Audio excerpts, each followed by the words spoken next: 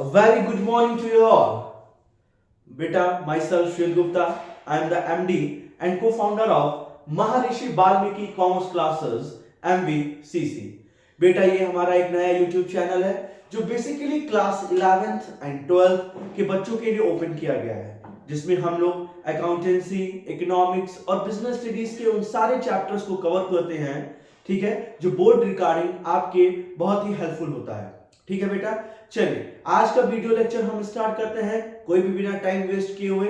चलिए बेटा, मैंने जो पार्ट 4 तक जो वीडियो बनाए हैं, फिलहाल इस समय हम लोग इंडियन इकोनॉमिक डेवलपमेंट का चैप्टर लेके चल रहे हैं, ठीक है, Indian economy on the eve of independence, ठीक है, जिसमें हम लोगों ने 4 पार्ट्स ऑलरेडी पढ़ चुका है, उसके 4 वीडियोस हमने ऑलरेडी अपलोडेड कर दिए हैं। अगर आपने उस वीडियो को ना देखा हो तो प्लीज जाइए उस वीडियो को देखिए, सीक्वेंस वाइज में समझिए और ज्यादा से ज्यादा अपने फ्रेंड्स को सर्किल करिए, सब्सक्राइब करिए, चैनल को लाइक करिए, ठीक है। चलिए आज हम स्टार्ट करते हैं अपना 5th पार्ट, जो कि है इंडियन इकोनॉमिक डेवलपमेंट का first chapter, Indian economy on the eve of independence, जिसमें हम आज का टॉपिक कवर करेंगे occupational structure on the eve of independence और इंफ्रास्ट्रक्चर। ठीक है, तो चलिए निकाल लीजिए कॉपी, हाथ में पेन लीजिए और मेरे साथ शुरू करते हैं आज का lecture. Let's start.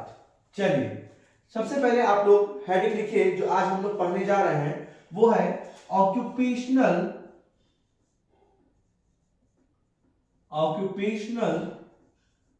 Structure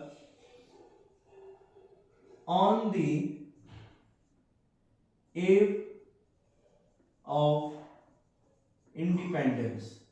note करिए आज का टॉपिक क्या है बेटा, occupational structure on the eve of independence. India's occupational structure लिखिएगा, India's occupational structure on the eve of independence.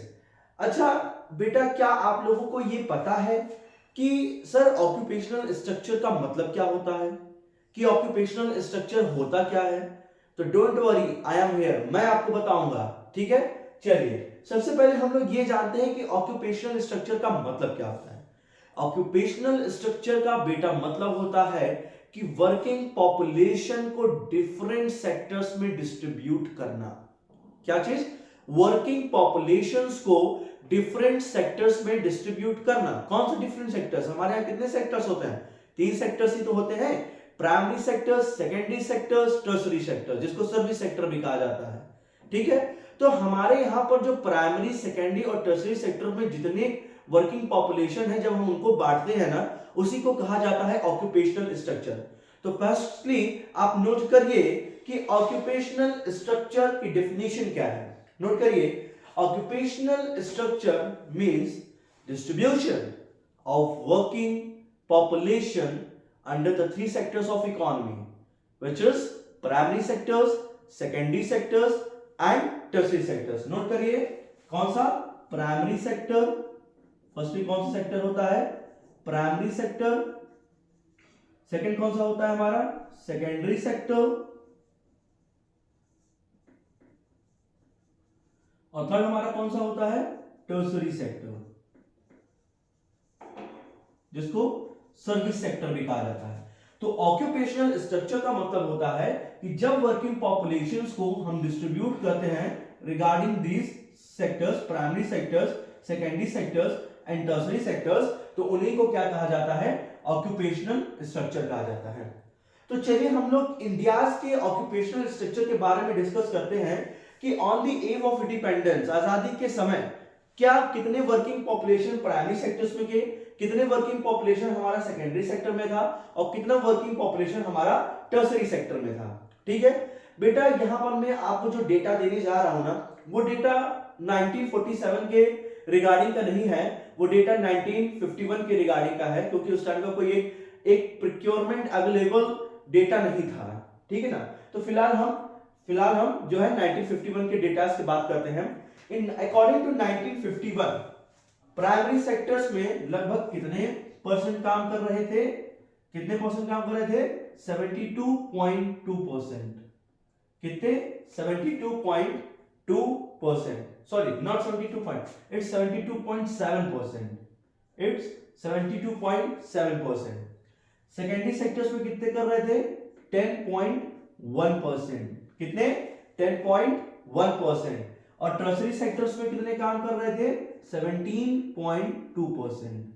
ठीक है, तो on the eve of independence according to the data of 1951 primary sectors में 72.7% लोग काम कर रहे थे, सेकेंडरी सेक्टर्स में 10.1% लोग काम कर रहे थे और टर्शरी सेक्टर्स में 17.2%, जो कि टोटल हो जाता है हमारा 100%। अच्छा क्या बेटा आप हमें ये बताइए, प्राइमरी सेक्टर में हम सिर्फ एग्रीकल्चर सेक्टर्स को ही इंक्लूड करते हैं? नहीं, प्राइमरी सेक्टर्स में बेसिकली जो है हमारा एग्रीकल्चर आता है। नोट कर लीजिए कि प्राइमरी सेक्टर्स में सिर्फ एग्रीकल्चर्स का मतलब नहीं था कि पूरे के पूरे एग्रीकल्चर्स, नो। जिसमें एग्रीकल्चर आता है, एग्रीकल्चरल लेबर्स आते हैं, क्या आते हैं? Agricultural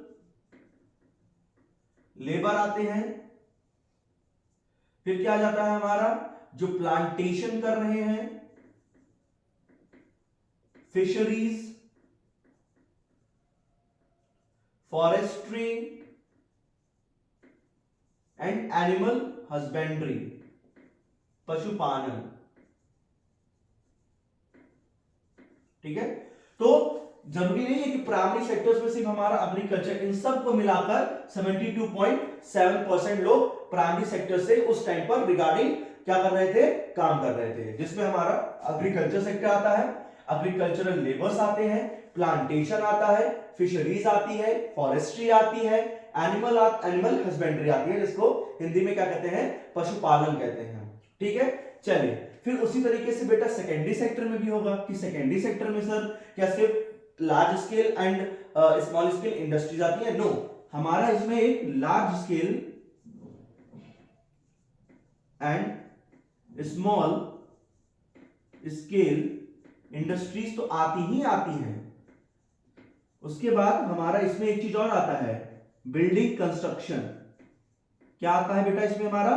building construction. क्या आता है? Building construction. ठीक है, उसी तरीके से टर्शरी सेक्टर में सर्विस सेक्टर तो हमारा आता ही आता है। ठीक है, साथ में साथ हमारा क्या जाता है, ट्रांसपोर्टेशन आ जाता है, कम्युनिकेशन आ जाता है, ट्रेड एंड कॉमर्स आ जाता है। क्या जाता है? ट्रेड एंड कॉमर्स आ जाता है। ठीक है, तो अगर हम लोग इंडियाज ऑक्यूपेशनल स्ट्रक्चर की बात कर रहे हैं on the eve of independence, तो बेटा ऑक्यूपेशनल स्ट्रक्चर का मतलब होता है कि वर्किंग पॉपुलेशन को डिस्ट्रीब्यूट करना 3 सेक्टर्स में, प्राइमरी, सेकेंडरी एंड टर्शरी। तो अकॉर्डिंग टू 1951 के डेटा में प्राइमरी सेक्टर में 72.7% काम करते हैं, सेकेंडरी सेक्टर में 10.1% काम कर रहे थे और टर्शरी सेक्टर में 17.2%, जो कि टोटल मिलाकर हो जाता है हमारा 100%। ठीक है, प्राइमरी सेक्टर्स में क्या क्या इंक्लूड होता है हमारा? Agriculture, agricultural labours, plantation, fisheries, forestry and animal husbandry. Secondary sectors में क्या आता है हमारा? Large scale industries, small scale industries, और क्या आता है हमारा? Building construction. और उसी तरीके से टर्शरी सेक्टर में क्या जाता है? Service, transportation, communication, trade and commerce.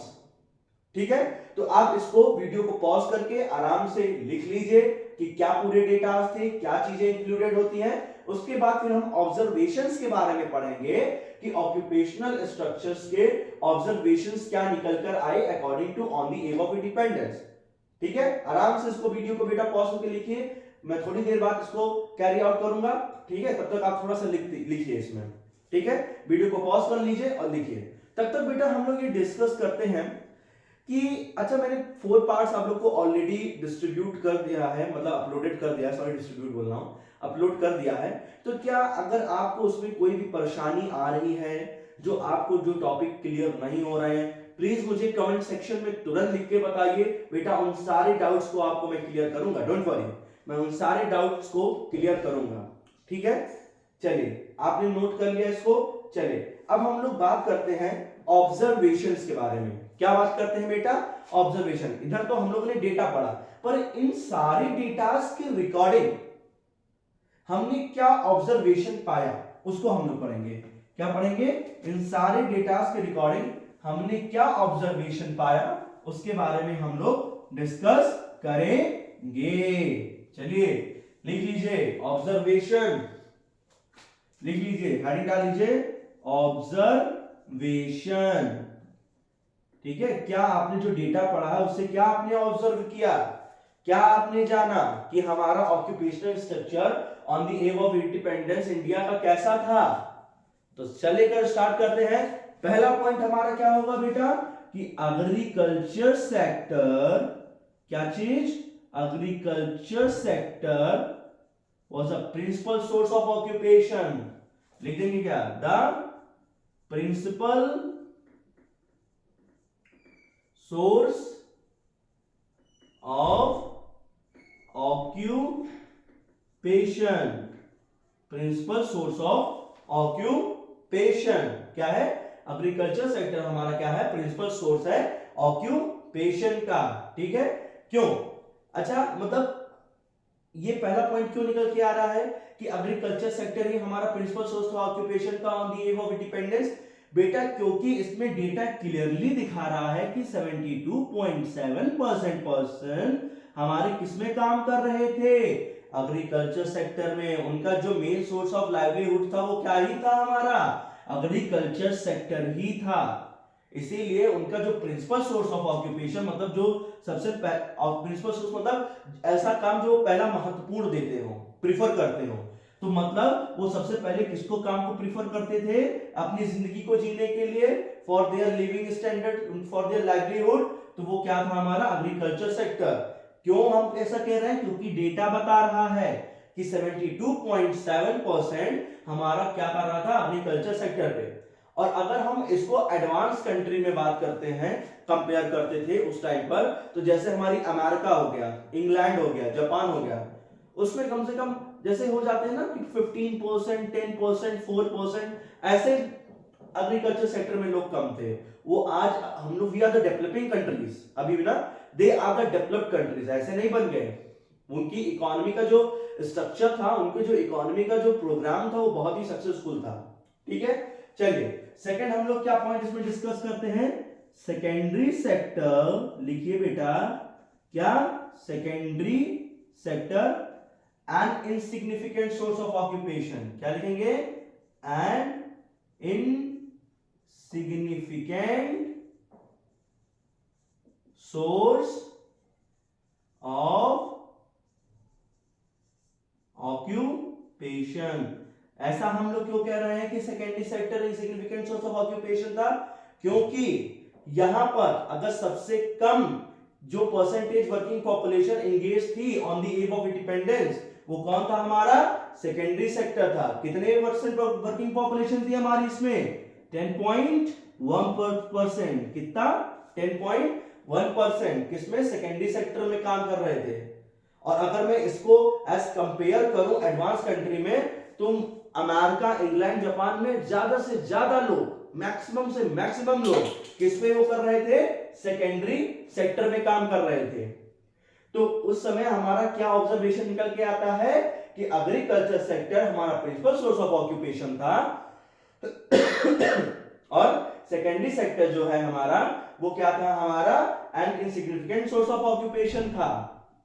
आई बात समझ में। और थर्ड पॉइंट क्या निकल के आता है इस ऑब्जर्वेशन से, नोट कर लीजिए बेटा, अनबैलेंस ग्रोथ। क्या निकल के आता है इसमें, अनबैलेंस ग्रोथ। देखिए सिंपल सी सीधी बात बोलूंगा, किसी भी कंट्री की इकोनॉमी हमारा तभी सक्सेसफुल माना जाता है जब तीनों सेक्टर में एक बैलेंस ग्रोथ है। तो क्या आपने जो डेटा पढ़ा, क्या जो आपने जो डेटास देखा, क्या उसमें तीनों सेक्टर्स में क्या एक बैलेंस ग्रोथ था, नहीं। एग्रीकल्चर में 72% समथिंग था, इंडस्ट्रियल सेक्टर में 10 पॉइंट समथिंग था, सर्विस सेक्टर में 17 पॉइंट समथिंग था। तो हम ये कह सकते हैं कि हमारा उस टाइम पर क्या था, अनबैलेंस ग्रोथ था। तो ऑक्यूपेशनल स्ट्रक्चर में बेटा हम लोगों ने डेटास के बारे में डिस्कस कर लिया। ठीक है, everything I have discussed in this chapter, in this topic. ठीक है, उससे हम लोगों ने क्या ऑब्जर्वेशन पाया कि एग्रीकल्चर सेक्टर प्रिंसिपल सोर्स था ऑक्यूपेशन का, सेकेंडरी सेक्टर इनसिग्निफिकेंट सोर्स था ऑक्यूपेशन का, और हमारा इनबैलेंस ग्रोथ था हमारा। एनी डाउट, अगर आपको कोई भी डाउट आ रहा है बेटा प्लीज तुरंत कमेंट बॉक्स में पूछिए। ठीक है, आपको कोई भी परेशानी होगी मैं तुरंत उसका जवाब दूंगा, don't worry, I am here. ठीक है, चलिए इसको नोट कर लीजिए, बिल्कुल एकदम अच्छी तरीके से नोट्स बनाते चलिए, आपके सारे डाउट्स क्लियर हो जाएंगे। ठीक है, चलिए अब हम लोग आते हैं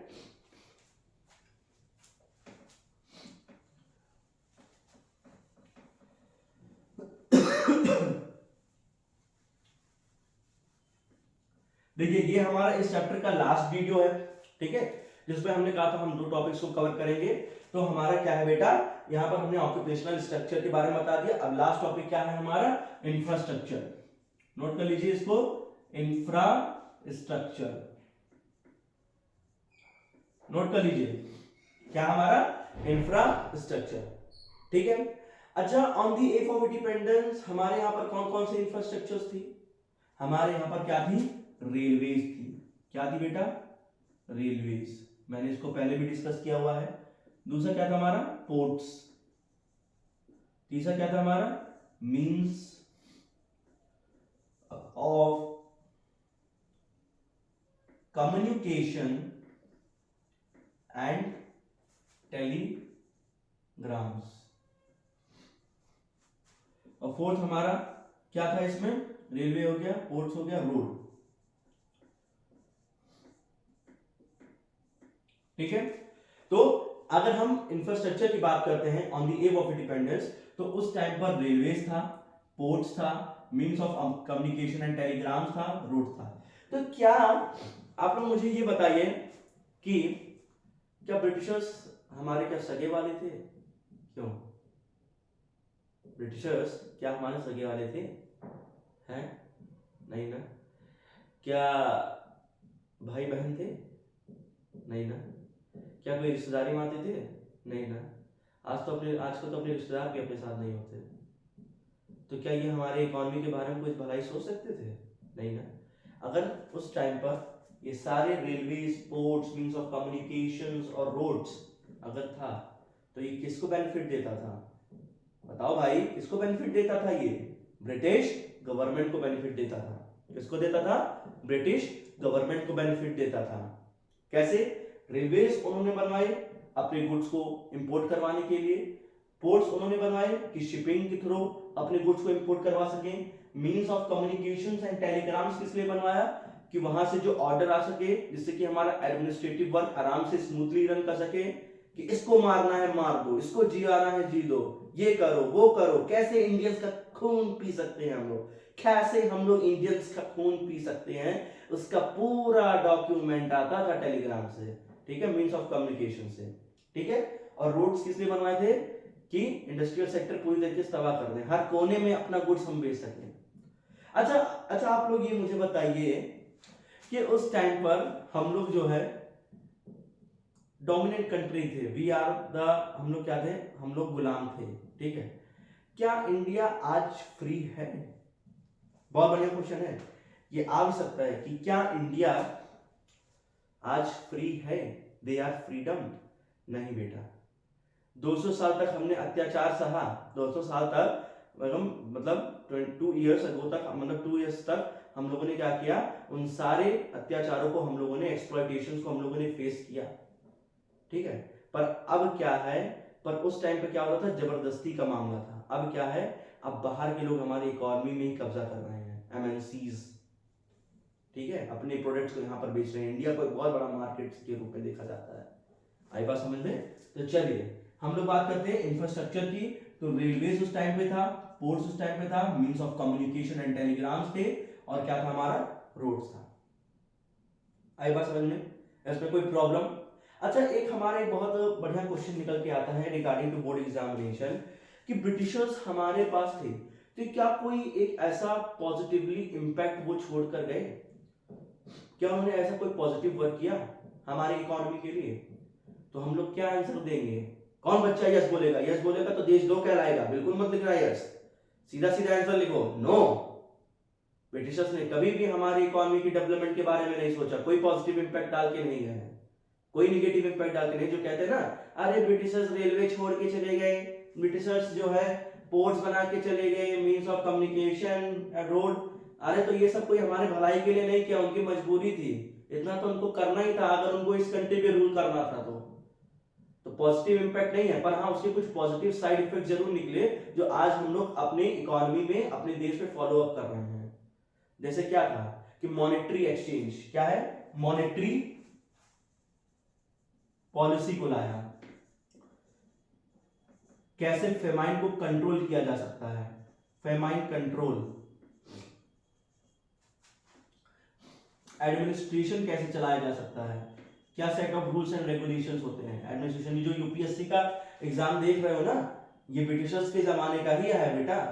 तो मॉनेटरी पॉलिसी कैसे कंट्रोल किया जाता है, फेमाइंस कैसे कंट्रोल किया जा सकता है, एडमिनिस्ट्रेशन कैसे स्मूथली रन से चलाया जा सकता है, और इंफ्रास्ट्रक्चर जो देकर के सो देकर के ही है। ठीक है, तो फिलहाल बेटा इस चैप्टर का पॉइंट यहीं पर अब खत्म होता है। इस चैप्टर को 5 पार्ट्स में मैंने डिवाइड करवाया था। ठीक है, ये लास्ट पॉइंट था, पार्ट था सॉरी, जिसमें हम लोगों ने ऑक्यूपेशनल स्ट्रक्चर के बारे में डिस्कस किया, जिसमें हम लोगों ने इंफ्रास्ट्रक्चर्स के बारे में डिस्कस किया। ठीक है, तो चलिए अब हम लोग मिलते हैं अपने नेक्स्ट सब्जेक्ट की तरफ, अकाउंटेंसी की तरफ, उसका फर्स्ट चैप्टर जो कि क्या है हमारा, अकाउंटिंग पार्टनरशिप फंडामेंटल। उन सारे पॉइंट्स को उसमें हम कवर करेंगे। तो अगर इस चैप्टर में आपको कोई डाउट आता है तो प्लीज कमेंट सेक्शन में तुरंत बताइए, तुरंत आपको आंसर मिलेगा। ज्यादा से ज्यादा लाइक करवाइए, शेयर करवाइए प्लीज बेटा, इस चैनल को आपके सपोर्ट की बहुत जरूरत है। तो मिलते हैं नेक्स्ट वीडियो में, तब तक के लिए शुभ रात्रि, जय हिंद, जय भारत। ठीक है, मन लगा के पढ़ो एकदम तगड़े में। ठीक है, मन लगा के एकदम मतलब मजा आ जाए, जब नंबर देखो मजा आ जाए। ठीक है, चलिए मिलते हैं नेक्स्ट वीडियो में, ओके।